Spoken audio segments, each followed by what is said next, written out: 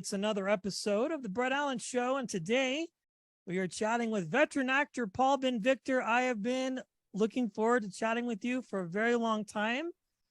We have a lot to discuss, but we're here to talk about your latest project, Collide.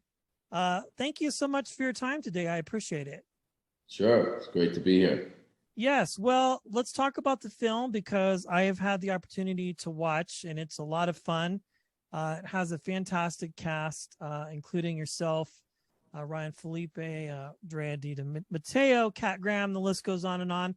Let's talk about it and what people can expect when they have an opportunity to watch. Well, you know more than me because I haven't seen it yet. You journalists out there and talk show hosts have you get all the skinny before we do. So I've just seen the trailer, but in reading it, it was captivating and riveting, and from the word go, it was a page turner. So and I really enjoy the aspect of the several stories weaving in and out of each other. That's always a theme that I enjoy watching, and this director is terrific. I think he so far from what I've seen from the trailer, it looks great. But you're privy to a little more of what it looks like and how it plays better than I do. I always find that interesting. I've learned that as time goes on and we talk to actors and stuff, because a lot of times I'll say that and they'll even be more surprised. They're like, "Wow, we haven't even seen dailies." So yeah. Well, it's a great film. Great. The trailer looks great, and the cast is terrific, as you said, and I'm sure there's a lot of surprises. So you were saying it's a great film. You were intrigued. You were captivated. I could interview you. Tell me what was your favorite part of the movie, other than, of course, myself. Well, of course. Well, I always like a good psychological thriller, especially when it takes a cast that you might not necessarily expect.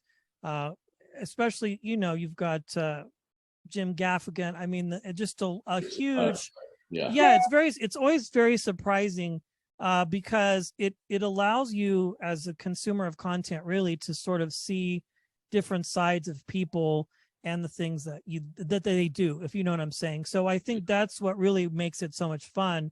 And if you like thrillers and you like being on the edge of your seat, then this is the project for you. Yeah. And you have to watch it. It'll be available to watch and stream here soon for everybody. But yes, we are very lucky. We get to see things oftentimes before they make it to the public. They could send us at least a few scenes would have been helpful, just a few, just to see what's going on. But I feel like from watching the trailer that the script came to life. I feel like I did see it, because I know, well, from what I remember, now it's been 7-8 months since we did it, but it all sort of came to life when I watched it. Yeah, the few minutes that I did see. Yeah. Yeah, I wanted to ask you, because you have been a part of so many different types of projects. You've done comedy, you've done drama. Of course, one of my favorites was In Plain Sight, that filmed in Albuquerque. I lived there for years, Oh, wow. and I got to be a stand-in on a few episodes. And I have to say, you were very nice and very cordial to everybody. Thank God.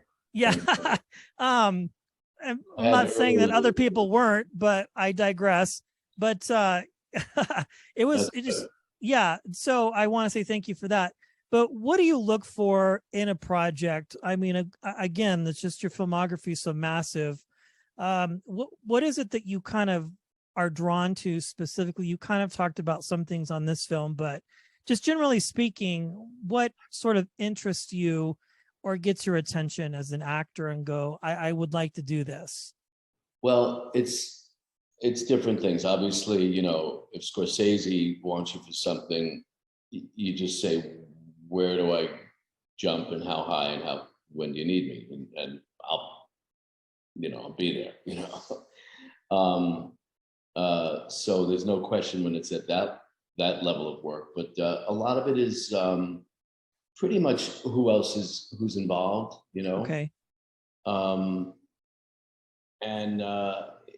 But sometimes you're the first guy that's involved and you got to sort of decide, okay, well, who else is going to do this? But it's oftentimes, I've been doing this a while, so it's I'd say most of the time it's people that you some repeat business, repeat people you've worked with in the past, and you know, just some things just have a really good pedigree, and then sometimes you just go, you got to roll the dice and say, hey, I'm available right now. Somebody needs you in Mississippi for a couple of days, and go, you know, go slice somebody's throat, or you know, play some, oftentimes a lot of comedic things, and just go. Or a CD studio director in Entourage. Yeah, exactly. Yeah, that was a fun one. I actually auditioned for the Jeremy Piven role, the Ari role. Really? So, yeah, and I think twice,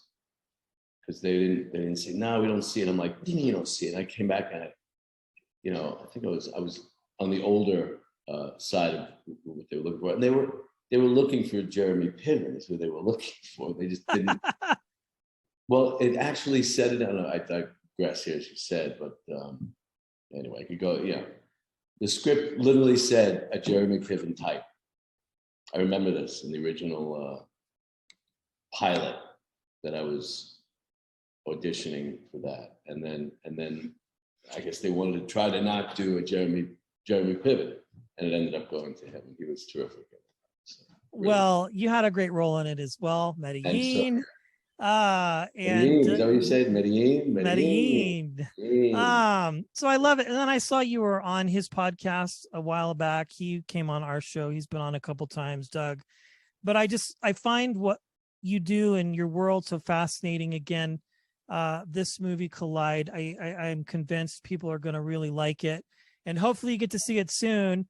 I did want to ask you, and I like to inquire about this because, again, your world is so different. You said, you know, one day you might be in Mississippi, you might be on an episode of The Wire, or you might be doing something else, Law and Order.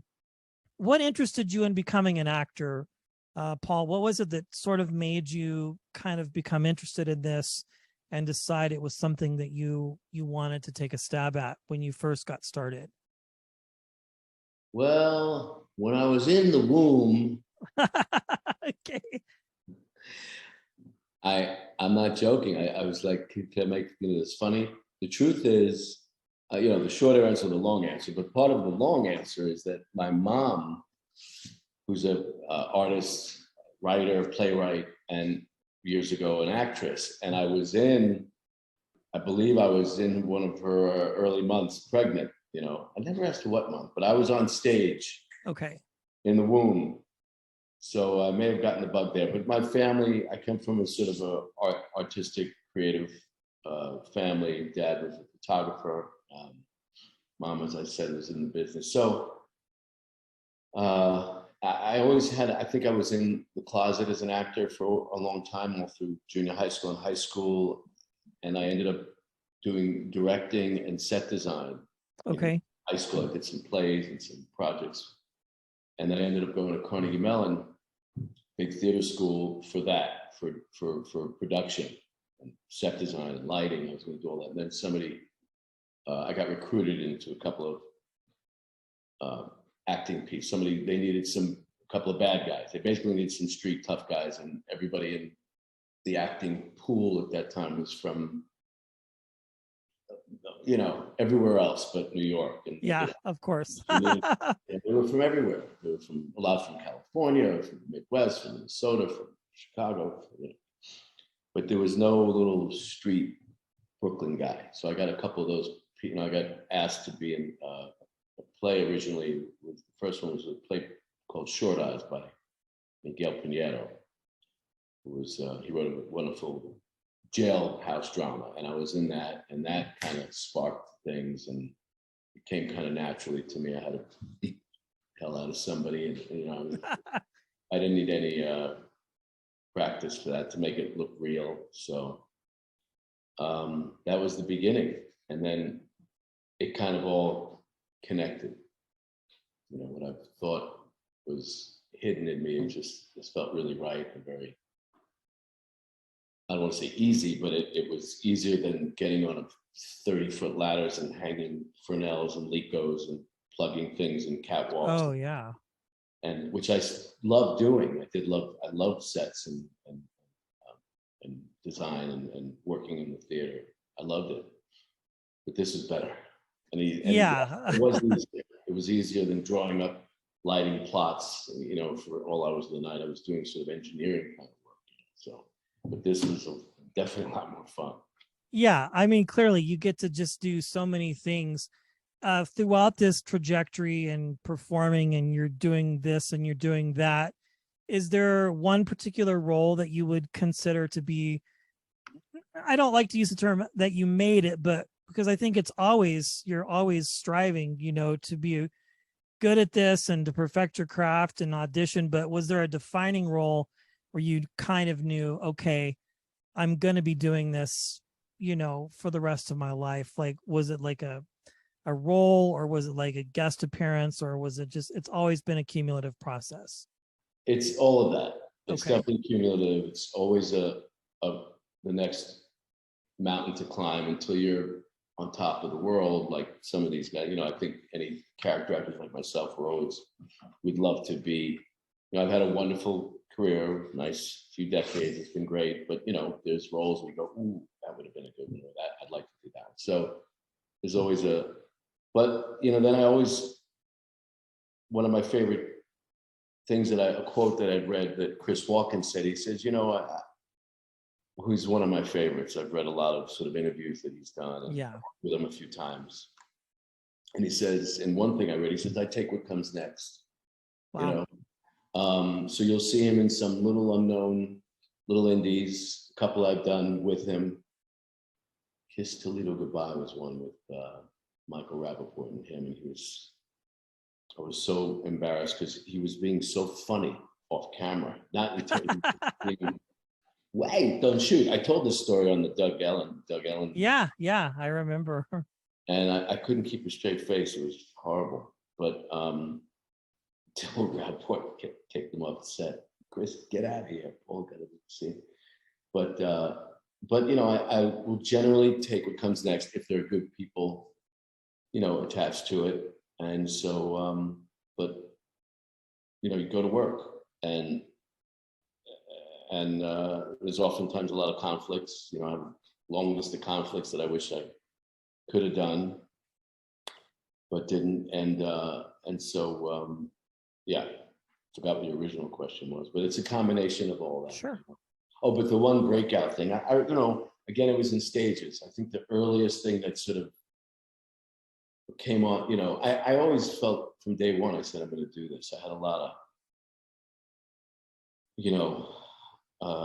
probably more confidence back then than I even have now. When I started, I was just a young, swinging, little feisty guy.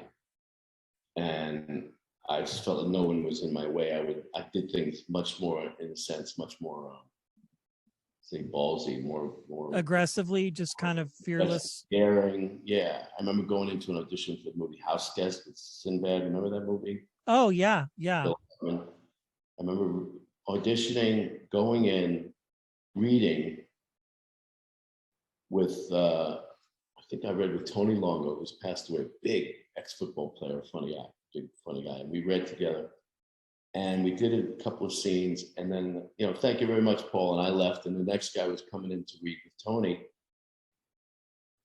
And I walked out and said, I'm not done. And the other guy had already started his audition. And I stormed back into the room. I took that guy and I said, I'm not done. Wait. I got to do it. And literally in the middle of his audition, I pushed him out of the door. I said, we're doing this again. Okay, come on, from the top. And many years later, I remember talking to the director, and he told me, of course, one of the producers, they said, that's when we knew you had the part, when you were pushy little guy. So, I would never do that today. I don't think, just never do that. But I was just crazy, a little crazier. So hungry, always stay hungry, they say. I think that's, but I mean, I think you have to. Say was the NYPD Blue was one step. When that happened, that was a big one. And then The Wire was definitely another major sort of landing plateau. And then some things after that. I'm sorry, you were talking. No, that's perfectly fine. One last question. Again, if there was any role that you had the opportunity to reprise or to come back to, is there one, or are you just complete work and go, this is my best, and you just move forward in your career as an actor and storyteller? Look, I sometimes replay scenes in my head from a long time ago, but there was something I thought, what would I have done with that now? But I can't remember what that is. But I am talking to my old co-star of a show called The Invisible Man that I did years ago. Oh, wow. And there's some talk and chat, probably, it doesn't matter, of a reboot of that show. And, it's a long way off, but we're having some early conversations about it. So that would be a lot of fun, not necessarily something I would want to redo, but like to fix from the old days, but to continue that relationship in a new series would be a lot of fun. So there you go. Now that would be awesome. Yeah. Just throw it up there and call it. This is in production. That's what we say in the business. It's in production. Pre-production. Yeah. Well, the Untitled Brett Allen project. There you go. Well, again, the film is Collide. Everybody be sure to check it out. It will be able to be seen and streamed here very soon. Paul, thank you so much for your time. It's been an honor chatting, and I appreciate your time and your graciousness once again. You bet. Thank you so much.